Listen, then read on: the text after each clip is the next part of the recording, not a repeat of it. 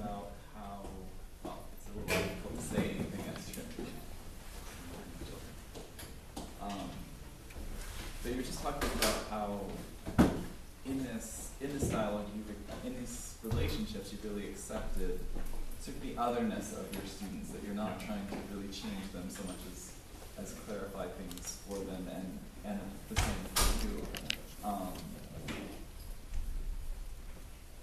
I guess the question is, I mean, do you feel somewhat, how do you feel enriched yourself? I mean, do you feel enriched yourself in your tradition by accepting the otherness of these other traditions? Yeah, I mean, I think the answer is yes. I mean, and I would say the answer is yes for two reasons. The first one is Judaism, as I understand it, is first and foremost about confronting yourself to the opinions of others. And even though historically that has been restricted within the Jewish community for historical reason, the principle of the other is not restricted to the Jew. So, in a way, being confronted to the opinion of the other is an enrichment of your own tradition. It also presupposes that you feel confident enough about your tradition to be able to be slightly shaken by what the other has to say. And I think here the point is, it's not curiosity. I don't think I've used the word curiosity, and if I have, it's by mistake, because it's a word that I don't like to use in that context. I'm not, what motivates me is not curiosity in the sense of, I want to know what you think, but frankly I don't care, because it doesn't touch me. So I'm interested like this, but it doesn't touch me. What is interesting is why this is what you see and what you understand, knowing full well that Christianity has developed from Judaism. Because if I take that away, then it's like two traditions coming from two different worlds. And okay, one can be interesting, the other one can be interesting, but they don't easily enrich the other. When you know that one is coming from the other, then certainly the way you understand it has to send me back to an image of myself, even if it's an image of myself that is not a contemporary image of myself. It can be an image of myself that sends me back 2,000 years in the past. But that also enables me, therefore, to realize how much we as Jews have changed over the last 2,000 years. Because we are not in a situation where one has changed and the other one has stayed exactly where it is. Rabbinic Judaism, the type of Jew that I am today, has nothing to do with Judaism at the time of Jesus. And I'll go one step further, okay? It might be controversial, but I'll still say it. There is no doubt in my mind, really, that the Judaism of today, in comparison to the biblical Judaism, is as much of a difference as biblical Judaism is to Christianity. Both traditions have totally changed over the last 2,000 years out of something that was common. First, Christians were all Jews. They were all Jews, therefore it means that whatever was expressed was the result of something within Judaism that made it possible to be expressed. That has moved in that way. We have moved in another way. I do not think, honestly, that one is less authentic than the other. I think one is called Christianity, one is called Judaism.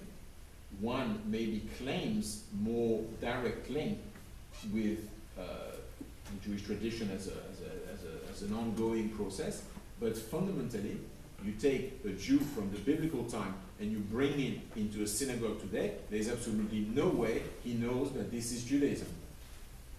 No way. Okay? So, in that respect, being in contact with the students at the Greg from the Christian tradition does bring me back as well to my own changes. And from that point of view, you feel certainly enriched. If I take the example of Isaiah 53 on the suffering servant, those are texts which you read it to an average Jew, and you don't say that it's from Isaiah, okay?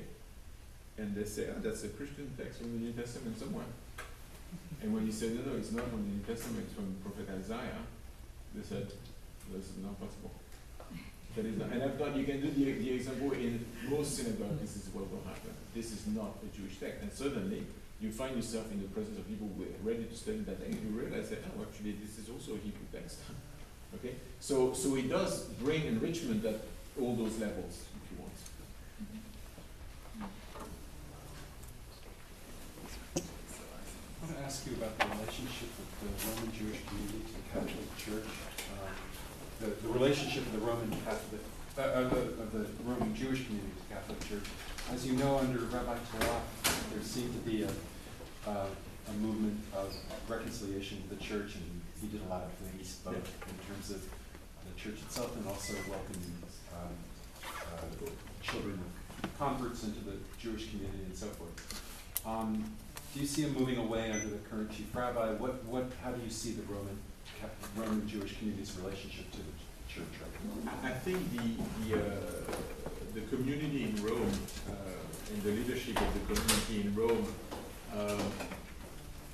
plays the role of their own community. I mean, the chief rabbi there, which I can't remember his name right now, he's not very involved. Yeah, he's not very involved with the position he could be in, given the location, and given the demands of, for example, the Gregorian. I know that the Gregorian would be very happy, but he doesn't respond to that. Now, it could be, I mean, it could be quite a few factors. I mean, one of them could be a very personal factor, which is simply that he's a community rabbi, and that's what he does. And he deals with the community, and maybe that's the view that he has. It could be also because a lot in the Jewish community have perceived problem with the Pope and difficulty in the relationship, not only because of some of the events which have attempted to bring back some more classical form of worship and prayer, or even some more radical form of the Catholic Church into the main fold, which hasn't been seen very kindly by the Jewish community. And I know that from time to time there's always